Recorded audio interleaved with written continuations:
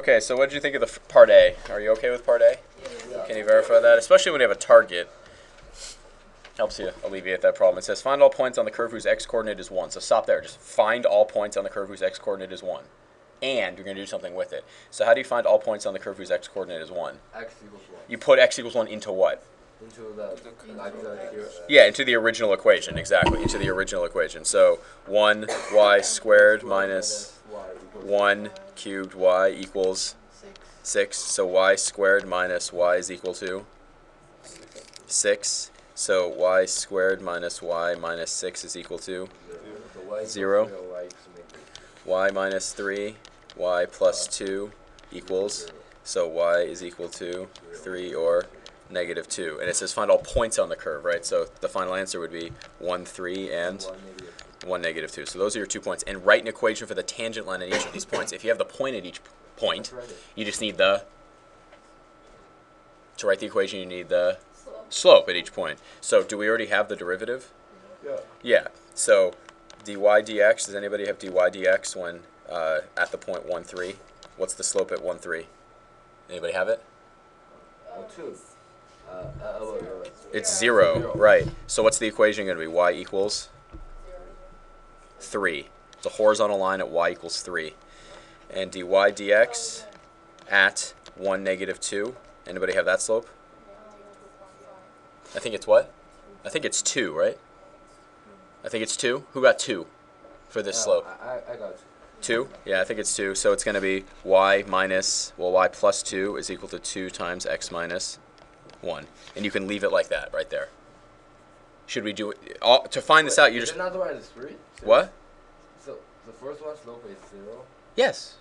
I mean, I can do it out. Would you like me to do it out? Sure, I'll do it out. Okay, so plugging in 1, 3 into the original equation, you end up with 3 times 1 squared times 3 minus 3 squared all over 2 times 1 times 3 minus 1. That's going to be 0 over 5, which is 0. There it is. So those are your 2 equations. So that's the second point. That's B. Find the x-coordinate of each point on the curve whose tangent line is vertical. Find the x-coordinate of each point on the curve where the tangent line is vertical. The tangent line is vertical if what is true? You know the tangent line is vertical if what is true. You know this. The denominator of the slope, of the derivative. If the denominator of the derivative is 0, that at that point, at the values that make that true, the tangent line is going to be vertical. So we're looking at, so this is part C, 2xy minus what? Is it x cubed? Yep. We want to know when this is equal to 0. What can we factor out of each of those terms? X times 2y minus equals, and that's true when x is equal to 0, but there's another place where that's true. That's when 2y minus x squared is equal to 0. So therefore, what does y equal? X squared over 2. So we need to know when y equals x squared over 2. Intersects the original function. Do we know what the original function is? Yeah, the original function is xy squared. Do you have it there in front of you? Xy squared minus what? X cubed y equals 6. So what do you do with this? You plug it in for, so you get x times x squared over 2 squared minus x cubed times x squared over 2 equals 6. So what's that going to be? X to the 5th over 4 minus x to the 5th over 2 is equal to, what's 1/4 minus a half? Yeah, so it's negative x to the 5th over 4 equals 6. So x to the 5th is equal to negative 24. So x is equal to the 5th root of negative 24. Is that a real number? No. It sure is. Of course it is, because it's an odd root of a negative number. It's an odd root. So what are the 2 x values? They're asking for just the x values, I think, right? Find the x-coordinate of each point. Yep. So the x-coordinate is going to be when x equals 0 and x equals 5th root of negative 24. Which is a tiny number. Well, not tiny, but it's like 1 point something.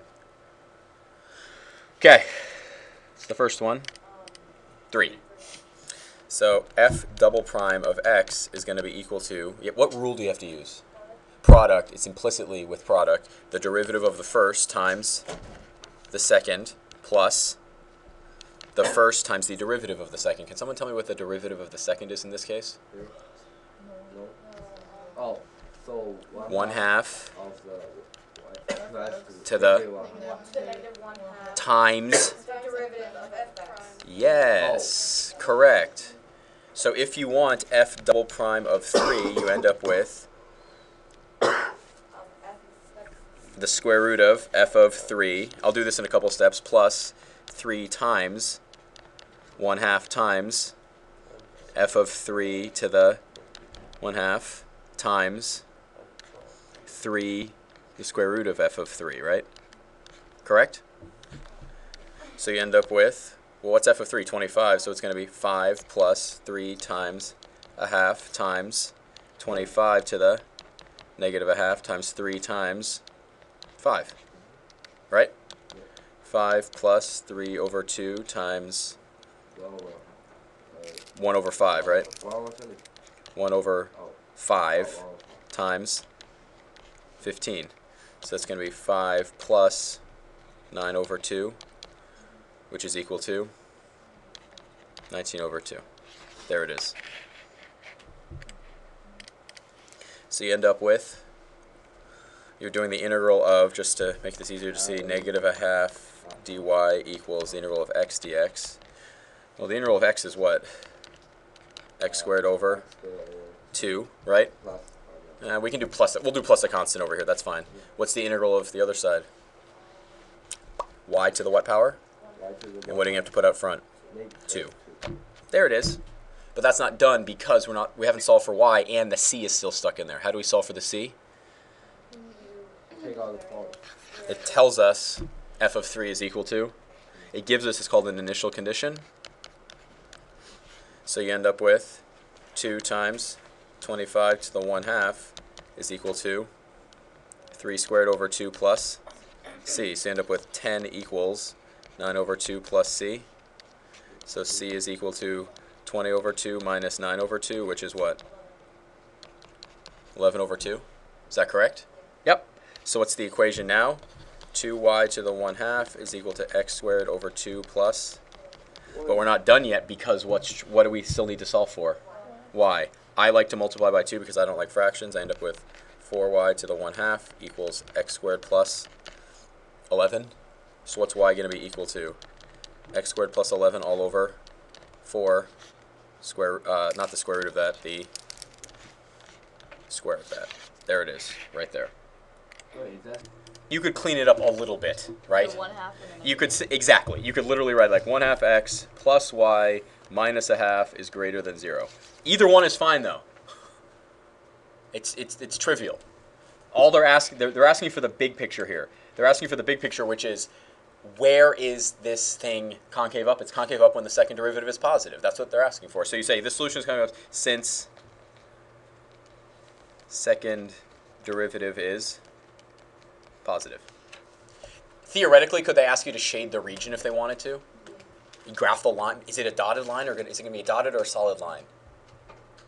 Dotted, because it's strictly greater than. And then you remember you pick a side, and you test a point, and then you shade. They could ask you that, but they won't. Okay.